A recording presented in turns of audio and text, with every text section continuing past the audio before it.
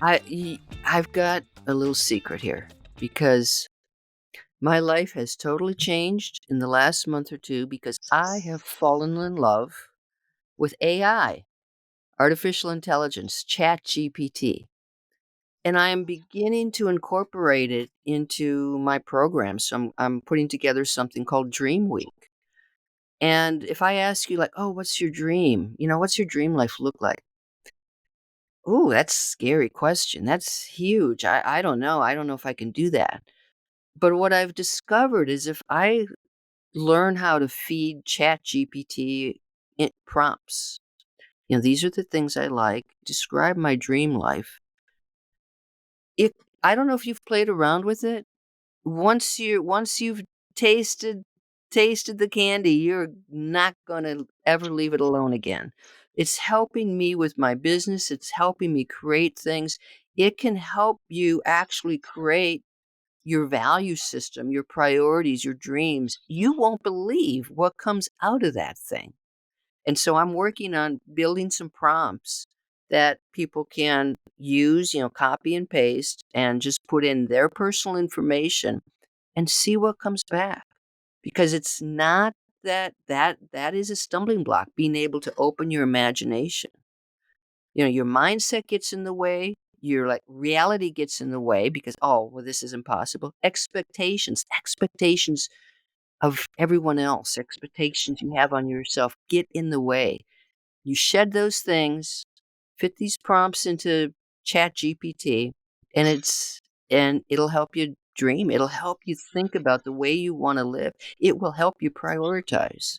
So I'm just digging this technology because it makes our lives easier, and it comes out with such rich information that your imagination goes a little wild. It's like, huh, I never thought about that. Oh, I wonder now, how about if I'm doing this? And I mean, it's just mind blowing. It really is. And we can use these technologies. I believe we can use them in all of our disciplines too. I mean, I don't know if anybody out there is using AI, Chat GPT for in social work, in human services, but there is so much potential.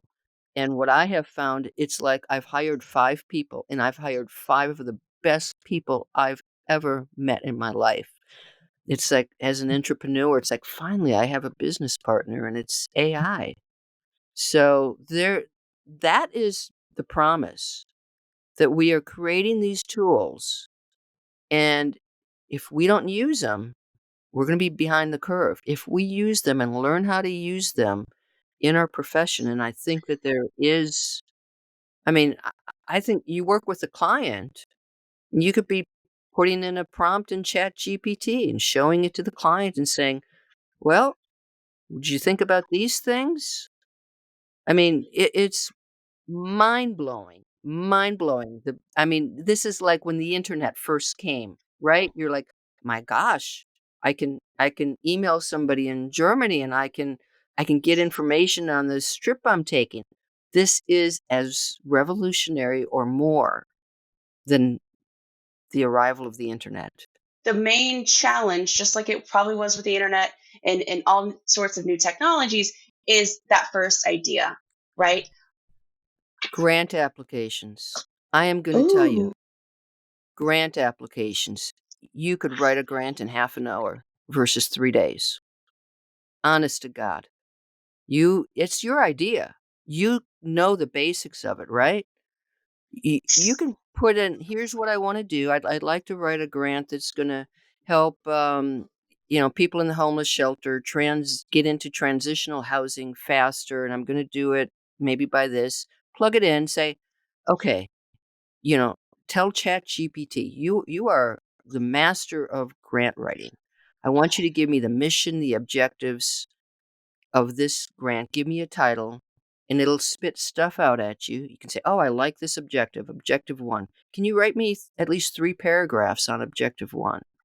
Now you get 80% great stuff and 20% you need to tweak, and you always have to fact check. But it is going to give you, I mean, I it's astounding. It is I'm gonna challenge you to just give it a try and see what happens. But it can really, I mean, we talk about burnout and workload. This can really cut your workload down if you use it smartly. Grant applications are an absolutely beautiful way to dig into this and see what it can do for you. I love that. See, in less than 5 minutes, we come up with two ideas, right? And the idea of using it with clients, I mean, I, that's inspiring, right? Like, what in the world could we possibly do that isn't just more efficient, but the kind of things that we can inspire those that we're working with to see for themselves, right? You get, if you're struggling in any particular level, especially if it's in a state of poverty or you're unhoused, you don't have the privilege to sit there and think about these things that, you know, stretch beyond basic needs, right? And so it's wonderful to kind of start thinking about and brainstorming like what aspects of doing our work can be at the least made more efficient for us, and that kind of folds out in a wave to giving us more time for our well-being and the things that we prioritize. Yeah, I think that's Well, truly inspiring. yeah, here's another way that I see it being used because you get these clients, and the clients are not always grateful for the work that you're doing, and they might dismiss you. And you can say, okay, I'm going to plug in a couple of things here in the computer here. I'm going to turn the screen over, take a look at this. And it has to do with their lives. And they're going to be like, wow, now I have this neutral party. And this neutral party is telling me, wow, I can I can get out of this situation by doing what? Or I should prioritize. I have these great job skills.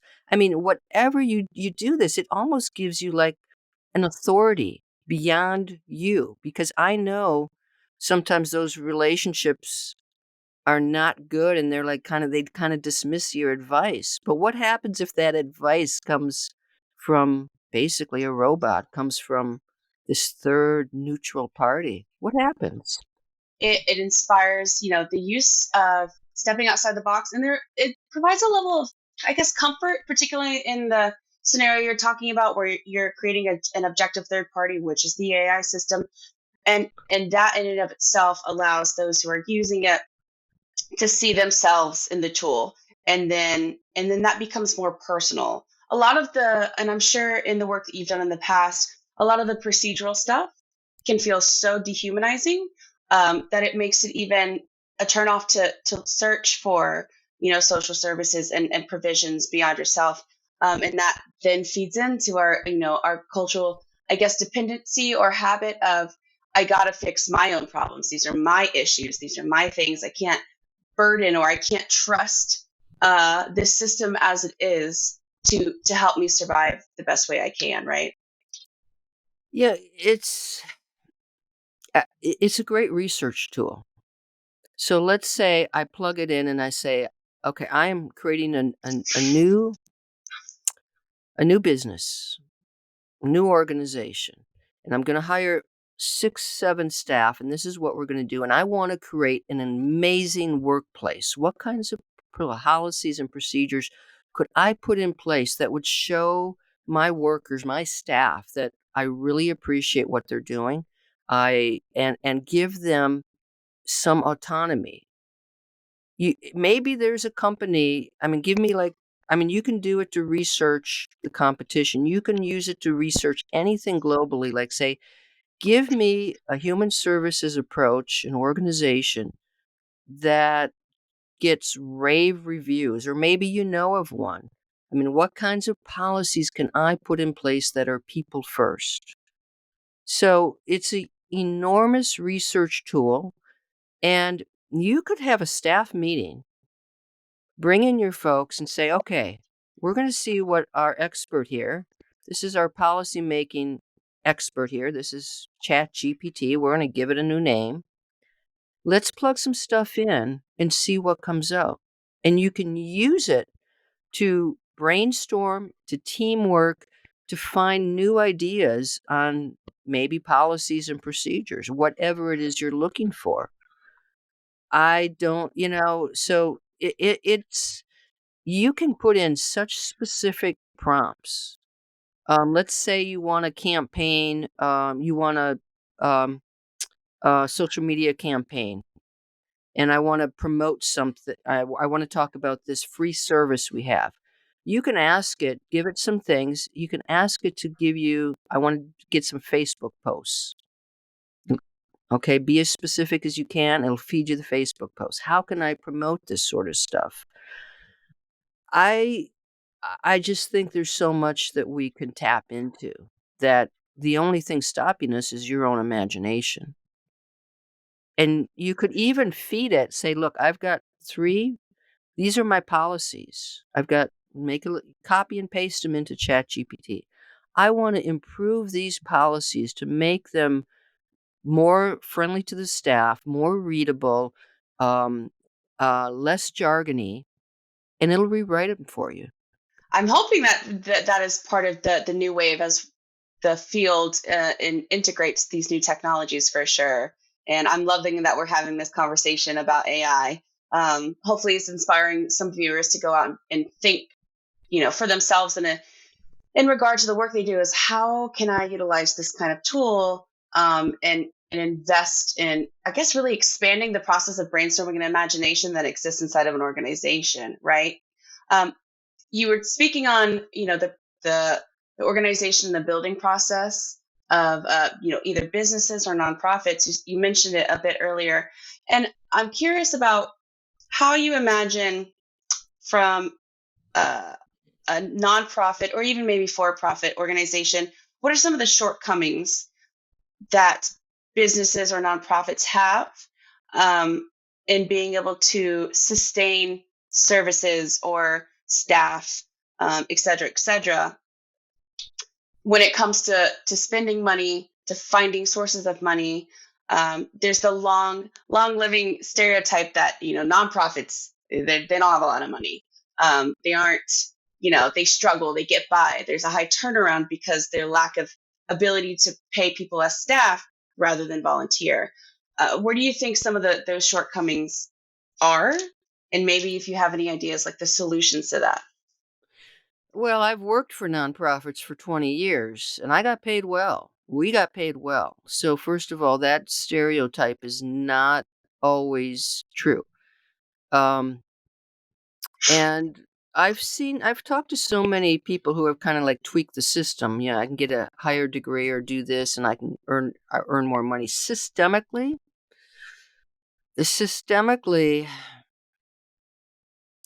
I can speak somewhat about my experiences. I can't speak about others, but a huge thing for me that I saw was nepotism. I saw people getting hired because of who they knew, whether they were qualified or not. But you talk about doing things that really dampen the entire morale. You pay somebody to come in who's your best buddy, your daughter's girl best friend, and you give them this high position. They're not qualified, they don't do a good job, other people pick up for the messes, and it's very deflating. So that's something that I think everybody needs to watch out for. And then there's the hierarchy. Like periodically, my organization, and I know this is true of other organizations, oh, we're going to do a retreat and we're going to come up with all these ideas, or we're going to do this survey. We want to do this survey because we want to improve staff.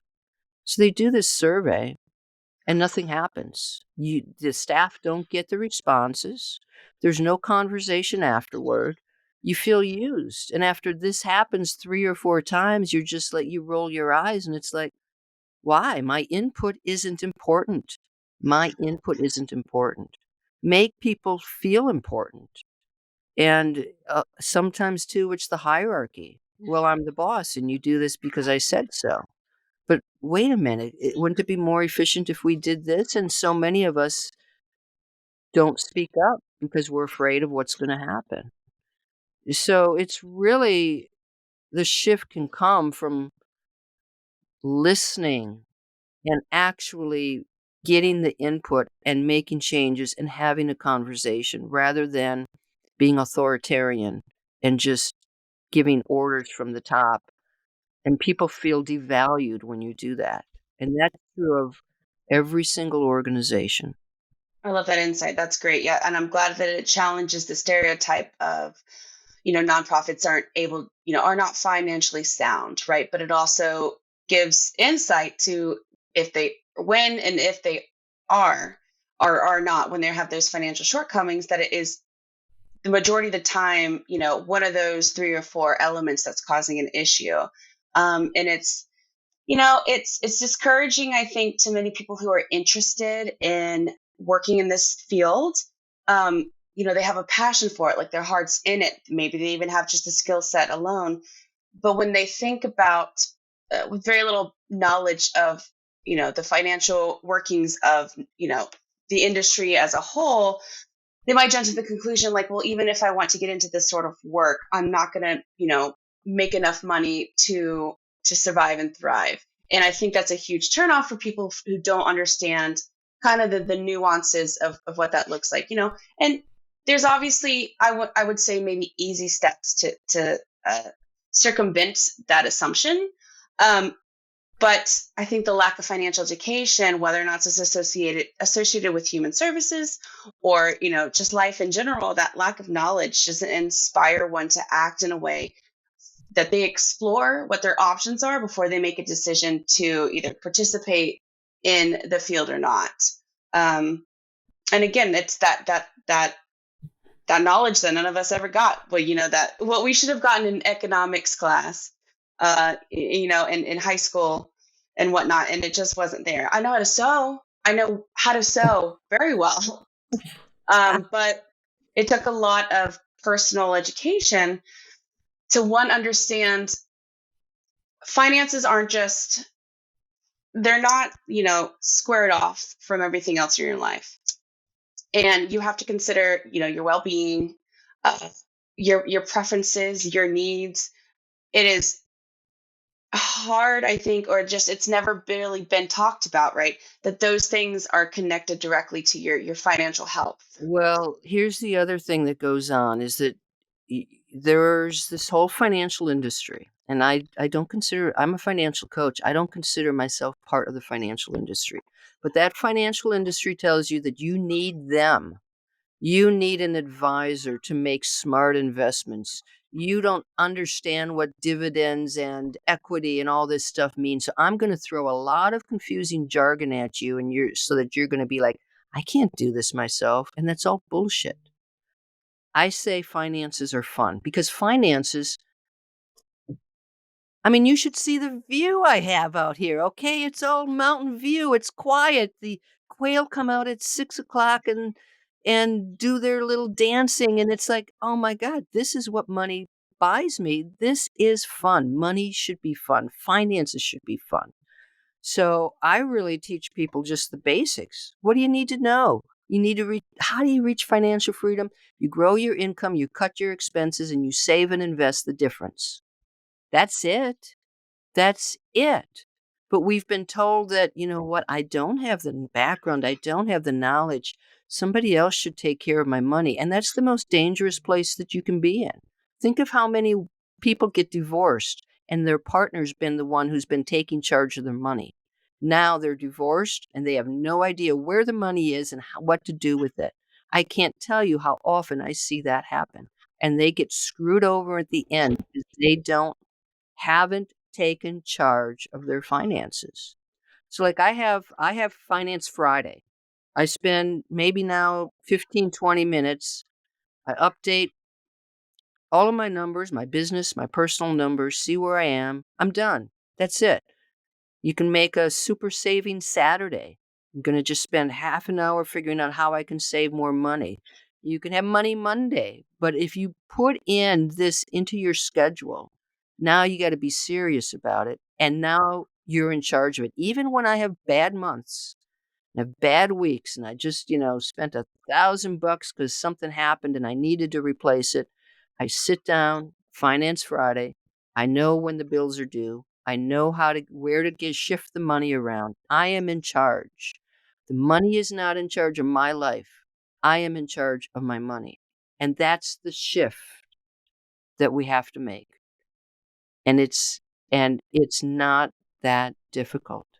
We can do it. Anybody can do it. What do you suggest, or what do you often see in the beginning stages, or what was your personal experience when you started from, ground zero? What was that feeling like? It, it's for many people, they don't know what to do first. Do I pay off my debt? Do I put money into retirement? Do I save for my kids' education? So part of what I start with is just a little flow chart. Get your emergency fund up to at least $1,000. Are you getting a cash match from your employer? Like maybe they match up to 3% of that's free money. Never turn down free money. So, second thing you do, make sure that you're contributing enough to at least get that full match. Third thing, look at your high interest debt, your credit card debt. Work on paying those things off. So when you start to think about it in that way, now I have a plan. What's really worked for me, quite honestly, and I call it single mission finances. I was headstrong on doing one thing because we're into multitasking. I wanted to pay my house off. I wanted to pay it off as fast as I could. So I had maybe $60,000 left on the mortgage, and I paid it off in 18 months. I wanted to be mortgage free. That was my priority. That's where I put my energy. That's where I put my extra money. I wanted to max out my retirement fund. So I wanted to put in the whole 25 or 30 or whatever it is now into my retirement fund. That became a priority. And I would shift. So one year that was my priority, another year that was my priority. Right before I left, my priority was to fill up this, some people call it the FU fund. I call it a dream fund. I don't like the use of the FU fund because it's all about pushing something you don't like away. The dream fund is about propelling me toward another vision. So thankfully, I started plowing money into that, but I saw progress. I saw it really fast. People do this with their debt. Like, I've got to pay this one off first. I've got a little bit of success. Now I'm going to pay the next one off. And when you become focused on one mission, you will see so much progress, and it feeds you. It feeds your success, and you keep going. It all depends on your personality, but that's something that has worked with me. And I will say, if I want to increase anxiety in a room, I need to say one word, and that word is budget. People hate budgets. They hate budgets. So I have something called like the anti-budget, because people are taught that budgets are a way to control your spending, right? You got the category for dining out. You got the category for clothes. I got pet care, all these different categories. I'm supposed to assign a number to each, and it's very tedious. I don't do that. I've never done that. I use a budget as a savings tool. So, okay, I'm going to use it to I'm going to put so much automatically go into my savings account, automatically into my retirement. I have my goals there, and I use whatever's left over any way I want. I don't care if I spent more in clothing that month than I expected to, as long as I've just stuck within that amount. I don't use categories. It's like, all right, I met my savings goal. I put $1,000 in here. I put 200 in here. I put 50 into here, and the rest is for me to spend. And if it ever got too tight, I could just say, you know what? Maybe the 100 is too much. Maybe I'm going to try 75. I also called it the save until it hurts budget, because when you take the money out at the front end, you don't see it. And if it starts to be too much, you just back down a little bit. Maybe I was too ambitious. Start ambitious. If it gets hard, it's not that difficult to change the amount that you put into your retirement, for instance. But it's an anti-budget. Just save what you want and use what's left over. It can be that simple. It's a false choice we create. Especially for the creatives. I can be passionate and do this stuff, or I can make money. I can do both. I can do both.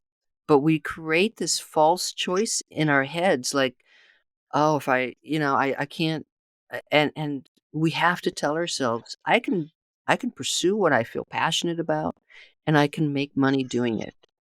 Nothing wrong with that. I mean, that's what we're kind of strive for, right? I mean, wouldn't you love to get paid to do the things that bring you joy? Who really wouldn't want to do that? Yeah, there's definitely a culture of avoidance, because there's just the tendency, not the tendency, I dare say the human instinct to avoid anything that's unknown. And not unfortunately, but the reality is that a lot of these things around finances and understanding how we earn the money that we need to to meet our priorities, it doesn't have to be like an and or just a this or that kind of situation. And I think you mentioned the counterculture thing, creating a counterculture within the profession. I think that's great. I'm all about rebelling against ideas that are outdated, for sure. Well, to me, it's also your lifestyle.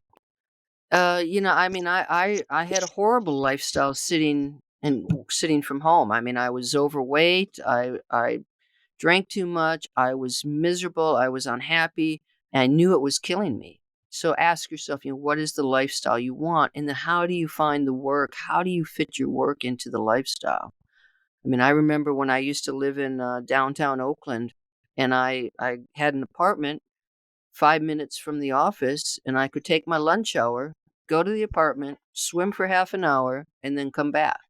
And so, you have to kind of think about what's the lifestyle you want for yourself. So I find people pursuing their passions beyond work. The other thing is that I'm waiting for is, and I don't know if you are aware of like the value of the 4-day work week, because there's research and I can see that happening at some point. And I always get like, well, this is how do we do this? I can't do this because everybody wants their weekends off. And there are different ways of doing it, but I can see a 4-day work week coming. 32 hours a week, you get as much done as you do in a 40-hour week. And I've seen like how it works like with service workers, restaurant workers. So they get 2 days on, maybe 1 day off to do all their errands, 2 days on, and then 2 days off for like a full weekend. I mean, think about having a day to do all the crap that you do on Sundays. You know? I mean, Yeah, we've got to embrace those types of changes. And that's the type of thing that can help also really lower the burnout. If I've got an organization, I can say, we're going to move to a 4-day work week. You've got your full benefits, and this is how we're going to do it. I mean, who's not going to raise their hand and say, oh, I want to work for that organization? I don't want to be working 5 days a week. Why would I do that? So there are changes coming because people are burned out and we've become more efficient in so many other ways. We don't need to be sitting for 5 days a week at an office or anything. I'm waiting for that day, but some companies, some states are moving in that trend. I really appreciate the work that's been put into the psychology of this, 4-day work week, and also the proven efficiency that it still works. So you don't have to go 5 days; you can get just as much done in four. And actually, that shortening of your available or allocated time is benefiting the process of meeting whatever your metrics are. Um, Exactly. and I think this, I don't want to assume, but I can see where there's the potential of bringing more employees on, giving less like caseloads to people, because if the efficiency improves, then that means, you don't have to necessarily burden somebody with a workload that it's just unrealistic, right? So then we're opening up more opportunities for people, and it kind of cascades from there. So I'm right there with you. I really think that would benefit, especially in human services and burnout related stuff. That's an excellent addition. Absolutely. I want to ask, what kind of advice do you have for, I want to say, students, especially coming out of college with their degrees, looking for work, and of course, most likely lacking that financial education? Wow. I would give them one word: fire. FIRE. Financial independence, retire early. No. people don't necessarily retire, but the financial independence. If you start looking at the literature, it is incredible. If you keep your expenses low, if you can save half of your take-home pay, you can be fully financially independent in 17 years. If you put 10% away, you have to work for 51 years. So you choose. Do you want to work for 17 years or 51 years? When you look at the math in that way, how can you not get excited? Imagine you're 22 years old and you could be financially independent before you're 40. That's Okay? wild. It Yeah. is wild, and it's not necessarily based on your income. It is based on your expenses. When you learn to live within your means, learn to do the things that you value and prioritize without overspending, without doing all this stuff, you can be free. You can be free of the workplace. You can be free of obligations. You can begin to build financial freedom. Do it while you're young. Get into the practice of saving. Make it automatic. You're going to do yourself a huge favor. We're going to end it there. I think that's a perfect ending. Brenda, thank you so much for coming on and sharing your wisdom. I personally have benefited from it as well. And I'm very happy to see that we can bring you into the niche of human services with your experience and also your knowledge. So I appreciate you coming on. Thank you, Casey. This was so much fun. Special thanks to our guest, Dr. Brenda. Find out what your money archetype is and other resources on her website, drbrendamoneycoach.com. You can find all our roundtable conversations on YouTube, Spotify, Apple Podcasts, and the iHeartRadio app. Be sure to follow us on social media and check out our website for everything NOHS.